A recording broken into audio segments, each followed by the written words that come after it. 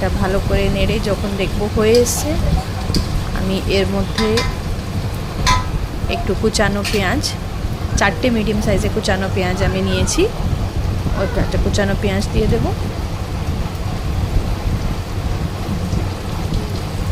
কুচানো পেঁয়াজগুলো দিয়ে ভালো করে এটাকে তেলের সাথে আমাকে নাড়তে হবে। আমি সব পেঁয়াজ দিয়ে দিয়েছি, এবার এইটাকে আমি ভালো করে তেলের সাথে নেড়ে নেব যতক্ষণ না পেঁয়াজের কালার চেঞ্জ হয়ে যাচ্ছে আর পেঁয়াজ যতক্ষণ না সফট হয়ে যাচ্ছে আমাদেরকে এটাকে তেলের সাথে ভালো করে নেড়ে রাখতে হবে। দেখুন পেঁয়াজটা একটু কালার চেঞ্জ হয়েছে, একটু ট্রান্সলুসেন্ট কালারের মতো হয়েছে পেঁয়াজটা। এরপরে দেখতে পাচ্ছেন আমি এখানে 4টে কাঁচা লঙ্কা নিয়েছি।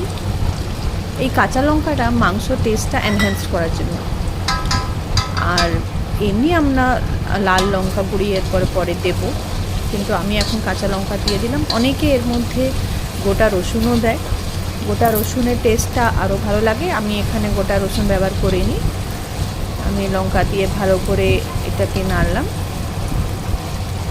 এরপরে আমার কাছে 2টো মিডিয়াম সাইজে কুচানো টমেটো আছে, আমি এর মধ্যে কুচানো টমেটো দিয়ে দিলাম।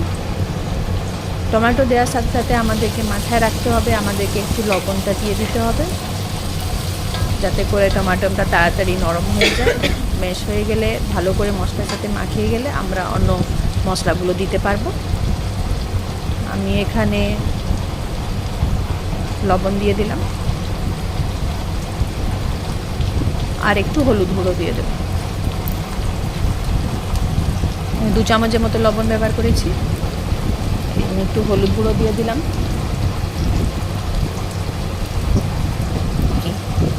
এবার এটাকে আমি ভালো করে নাড়বো যতক্ষণ না আমার টমেটো হচ্ছে নরম হয়ে যাচ্ছে, ততক্ষণ আমি এটাকে ভালো করে নাড়বো। এই ভালো করে আমরা এই টমেটোকে নাড়ছি। এবার একটু আমার মশলাটা মনে হচ্ছে লেগে আসছে, আমি এখানে অনেক কম তেল ব্যবহার করেছি।